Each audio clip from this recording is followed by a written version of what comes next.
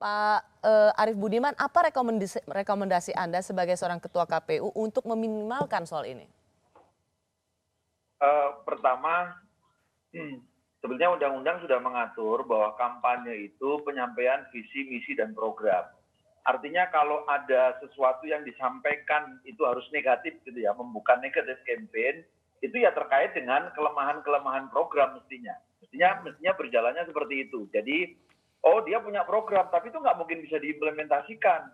Oh dia punya program, oh tapi itu lemah programnya. Harusnya pasangan calon bertarung dengan model kampanye yang seperti itu. Nah, tetapi ada juga tren yang kemarin juga muncul banyak ya di pemilu 2019. Negatif campaign, bahkan black campaign, itu tidak hanya menyerang antar kandidat. Kalau mereka tidak bisa, tidak mau menyerang langsung antar kandidat, black campaign itu kadang-kadang dilewatkan penyelenggara pemilu. Ya misalkan tadi yang disampaikan oleh Mbak Rosi, kalau pilkadanya curang, KPU-nya curang. Nah, itu sudah kita dengar dari 2019 ya. Penyelenggara pemilu gitu ya.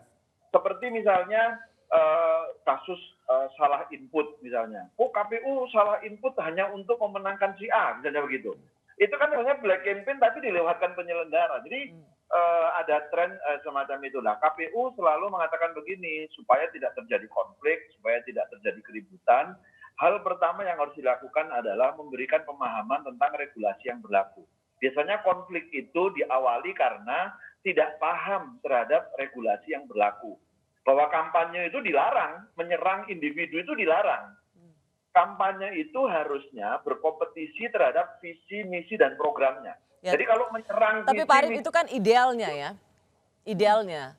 Yang kita butuhkan adalah pijakan konkret bagaimana supaya ini menjadi landasan hukum untuk pilkada-pilkada selanjutnya.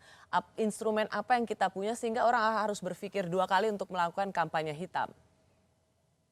Ya tentu penegakan hukum.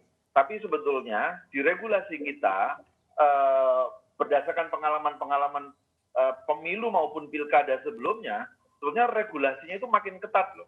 Ya. Pidana itu juga sudah ditingkatkan. Misalnya soal money politics misalnya, itu bukan hanya yang memberi, tapi yang memberi dan yang menerima juga dipidana. Tapi saya itu juga jadi masalah itu. Walaupun pidananya ditingkatkan, tapi kejadian-kejadiannya juga tetap saja ada, tetap saja meningkat. Ya. Kenapa? Sorry Bung Pak Arief, kenapa Bung Ali Safat? Ya, pidana yang kemudian di dalam Undang-Undang Pilkada diterapkan kepada pemberi dan penerima itu justru menjadi persoalan karena umumnya yang mengetahui adanya tindak pidana money politik itu adalah orang yang menerima, masyarakat. Sehingga lalu ya masyarakat tidak akan berani melaporkan itu kepada pengawas pemilu kan begitu. Dan udah terima.